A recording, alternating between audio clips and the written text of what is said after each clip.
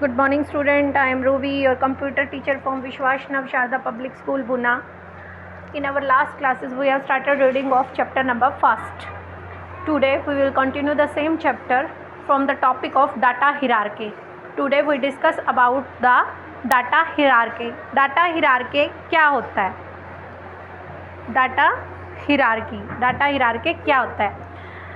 जब भी डाटा का मतलब क्या है? डाटा का मतलब होता है कोई भी रॉ फैक्ट यानी कि कच्चा मटेरियल। जैसे हमने कोई प्रोडक्ट तैयार करना है तो उसके लिए हमें कच्चे मटेरियल की ज़रूरत होती है, कच्चे माल की ज़रूरत होती है, उसको हम आगे फर्निश्ड प्रोडक्ट में तैयार करते हैं। ऐसे ही आपके कंप्यूटर के ऊपर भी आपको रॉ फैक्ट्स की ज़रूरत होती है, जिसे बोलते हैं डाटा, जिससे हम प्रोसेसिंग करते हैं सीपीयू के थ्रू और कोई इन्फॉर्मेशन अटेन करते हैं। ठीक है बेटा, तो ये हो गया हमारा डाटा यानी कि कच्चा मटेरियल। और उस डाटा को प्रोसेस करके जो आउटपुट आती है उसे बोलते हैं हम इंफॉर्मेशन। जो डाटा है हमारे कंप्यूटर के अंदर हमने जो एंटर करवाते हैं, मान लीजिए आपने किसी का नेम एंटर करवाया, एक्सपोज करते हैं, हमने नेम एंटर करवाया साहिल, लेकिन ये साहिल तो इंग्लिश लैंग्वेज के अंदर है, कंप्यूटर हमारा इस लैंग्वेज को नहीं समझता, वो डाटा को किस में समझता है? 0 और 1 की लैंग्वेज में ओनली।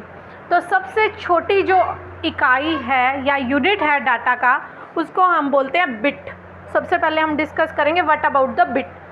बिट क्या होती है? सबसे शॉर्ट फॉर्म है हमारी बाइनरी डिजिट। बिट की फुल फॉर्म रहती है हमारी बाइनरी डिजिट। कंप्यूटर रिप्रेजेंट करता है डाटा को 2 ही डिजिट के अंदर, एक होती है 0, एक 1।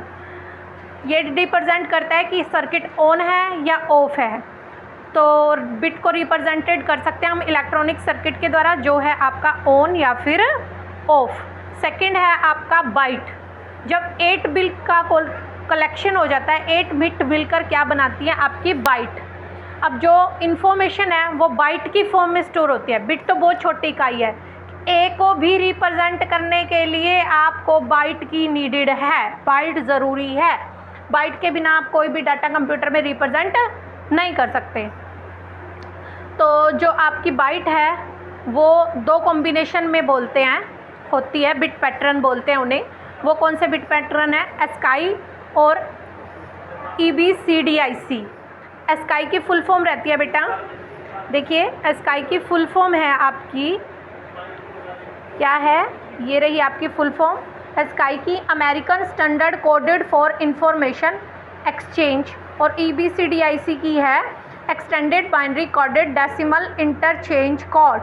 ओके बेटा, बाइट ज़रूरी है A, B, 1, 2 को रिप्रेजेंट करने के लिए। बाइट के बिना आप कुछ भी रिप्रेजेंट नहीं कर सकते। नेक्स्ट टॉपिक है आपका, नेक्स्ट है फील्ड। जैसे मान लीजिए आपने कोई भी, ये मैं आपको यहाँ पे ड्रॉ करके दिखा रही हूँ, आप ये देखो, आपने कोई भी टेबल बनाई, ये आपकी टेबल हो गई। इसके अंदर जो आपकी ऐसे रहते हैं ना, जैसे यहाँ पे किसी का नेम है, ये नेम के लिए बॉक्स हो गया, ये आपका एज के लिए हो गया। तो ये जितना भी है आपके फील्ड्स, ये इन सारी कॉलम्स को हम क्या बोलते हैं? फील्ड। ये क्या बन जाते हैं? हमारे फील्ड। ओके बेटा, तो ये हो गए आपके फील्ड को रिप्रेजेंट कर सकते हैं हम। जैसे किसी नेम का किसी स्टूडेंट का रिकॉर्ड लेकर चलते हैं, उसमें स्टूडेंट का नेम हो गया, उसकी एज हो गई, तो वो क्या है? सारे फील्ड। नेक्स्ट आपका है आपका रिकॉर्ड। नेक्स्ट टॉपिक है आपका रिकॉर्ड। रिकॉर्ड क्या होता है? जो इंटर रिलेटेड फील्ड्स होते हैं उनको बोल देते हैं रिकॉर्ड। आपकी टेबल है ये, इसके अंदर जो ये इन्फॉर्मेशन है ये क्या कहलाएगी? रिकॉर्ड। इसमें यहाँ पे नेम हो गया एक स्टूडेंट का, उसकी एज होगी, उसकी क्लास होगी, तो ये है आपकी रिकॉर्ड। नेक्स्ट है आपका फाइल। फाइल क्या रहता है? जब कलेक्शन होता है इंटर रिलेटेड रिकॉर्ड्स का, उसे बोल देते हैं हम फाइल। नेक्स्ट है डाटाबेस। बहुत सारी फाइल्स मिलकर क्या बनाती हैं? हमारे डाटाबेस को। एग्जाम्पल दिया गया है यहाँ पे स्कूल का डाटाबेस है, आपके स्कूल का डाटाबेस है, उसके अंदर किस किस की फाइल है? टीचर्स की फाइल है, स्टूडेंट्स की फाइल है, और अदर स्टाफ मेंबर की, जो भी क्लैरिकल या ऑफिशियल स्टाफ है उसकी फाइल्स हो गई। अब स्टूडेंट की फाइल के अंदर क्या है? ये स्टूडेंट है विशाल, नेहा, रोहित, निखिल। उसके बाद नेहा का क्या है? नेहा की नेम है, उसकी एज है, उसकी क्लास है, उसका रोल नंबर है, उसका एड्रेस है। अब जो नेहा का नेम है उसका एक एक अक्षर, नेहा को जैसे एन को इससे रिप्रेजेंट किया गया है, आई को ऐसे, ये रिप्रेजेंटेशन है, और इसकी जो बाइट्स हैं इसको आगे बिट फॉर्म में चेंज किया गया है। ये आपका पूरा डाटाबेस बन गया। और किसी भी सिस्टम के अंदर डाटा हिरार्की के अंदर ये आपको दिखाया गया है डिसेंडिंग ऑर्डर डाटा हिरार्की का। ये देखो बेटा, यहाँ पे डिसेंडिंग ऑर्डर दिखाया गया आपको इस डायग्राम के अंदर। Database, file, record, field, byte and bit. अब नेक्स्ट टॉपिक, ये आपको MCQ हैं, ये आपको अपने आप सॉल्व करने हैं, और अगर कोई प्रॉब्लम आती है तो आप अपने डाउट ले सकते हो। वैसे PDF जब मैं नेक्स्ट डे सेंड करूँगी तो आपको इसके आंसर सेंड कर दूँगी। ओके बेटा।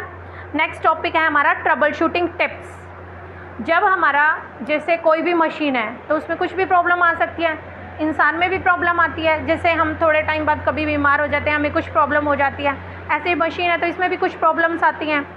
तो कई बार कंप्यूटर का कोई पार्ट प्रॉपरली काम नहीं करता, कभी कोई काम नहीं करता। तो जब हमारे प्रॉपर काम नहीं करते तो हमारा काम भी नहीं होता। कई बार हमारा डिस्प्ले नॉर्मल नहीं आता, कई बार हमारा स्पीकर काम नहीं कर रहा, कभी हमारा माउस काम नहीं कर रहा। वैसे तो जैसे हमारी प्रॉब्लम्स होती हैं उसके लिए डॉक्टर होता है, हेल्थ इशू जो भी होते हैं, ऐसे ही कंप्यूटर को जब कोई इशू होता है तो उसके लिए आपके ट्रेंड पीपल होते हैं, तो जो वो प्रॉब्लम को फिक्स करते हैं, ठीक करते हैं। लेकिन अगर हल्की फुल्की प्रॉब्लम है तो जैसे हम होम रेमेडी से ठीक हो जाते हैं, ऐसे ही हल्की फुल्की प्रॉब्लम आप खुद भी रेक्टिफाई कर सकते हो। जब हम कोई भी प्रॉब्लम को डिटेक्ट करते हैं कंप्यूटर को, अगर वो काम नहीं कर रहा तो उस प्रोसेस को बोलते हैं हम, उस प्रोसेस को क्या बोला जाता है? Trouble shooting. क्या बोलते हैं उस प्रोसेस को? Trouble shooting. जैसे इनमें से अब ट्रबल शूटिंग कैसे करेंगे? अगर हमारा कंप्यूटर ऑन नहीं हो रहा तो सबसे पहले आपको क्या करना है कि आपकी पावर जो केबल है जहाँ से इलेक्ट्रिसिटी आ रही है उसको चेक करना है कि आपका कंप्यूटर UPS से तो प्रॉपर कनेक्ट है, जहाँ मेन स्विच में आपने स्विच लगा रखा है और UPS है वो प्रॉपर है। UPS से CPU कनेक्शन सही है, CPU टू मॉनिटर कनेक्शन सही है, सभी कनेक्शन प्रॉपरली चेक करने हैं। अगर कोई भी प्लग लूज़ है तो आप उसे टाइट कर दें ताकि उसमें इलेक्ट्रिसिटी का फ्लो प्रॉपर हो सके। अगर आपकी इलेक्ट्रिसिटी नहीं आएगी तो आपका कंप्यूटर ऑपरेट नहीं होगा। कई बार हम मॉनिटर ऑपरेट करना, ऑन करना भूल जाते हैं, तब भी हमारा डिस्प्ले नहीं आता। तो ऐसे हम ट्रबल शूटिंग कर सकते हैं अगर कंप्यूटर ऑन नहीं हो रहा। सेकेंड है आपका माउस इज़ नॉट वर्किंग। कई बार हमारा माउस काम नहीं करता, तो इसके पीछे क्या प्रॉब्लम हो सकती है कि हो सकता है कि माउस CPU से प्रॉपरली अटैच ना हो, तो आप एक बार दोबारा निकाल के उसे अटैच कर सकते हैं। कई बार साउंड नहीं आता, तो हो सकता है जो हमारे स्पीकर की कोड है, जो स्पीकर की तार है, वो CPU के साथ अटैच ना हो सकता है इलेक्ट्रिसिटी का जो प्लग है स्पीकर के साथ अटैच है, उसमें इलेक्ट्रिसिटी का प्लग हम ऑन करना भूल जाएं, तो ये आप इजीली चेक कर सकते हैं। कई बार कीबोर्ड काम नहीं करता। कीबोर्ड काम कैसे नहीं कर रहा? हो सकता है कि कीबोर्ड प्रॉपरली कनेक्टेड ना हो, उसके कनेक्शन लूज़ हो, या फिर हो सकता है कि कोई कीज़ उसकी टूटी हुई हो तब नहीं वो काम कर रहा।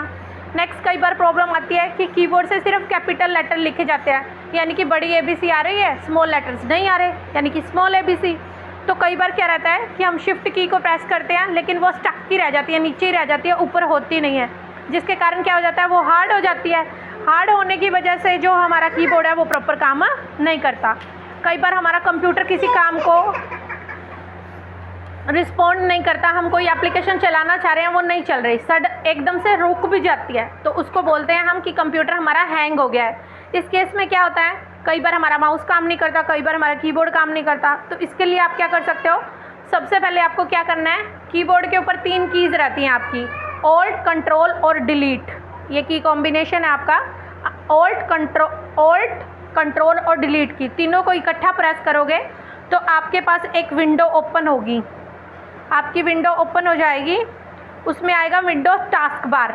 उसमें आपको क्या करना है, यहाँ पे विंडो टास्क बार है आपका, क्लिक करोगे और यहाँ से आप क्या कर दोगे, एंड टास्क। एंड टास्क करने के बाद आप क्या करोगे, अपने कंप्यूटर को दोबारा रीस्टार्ट कर दोगे।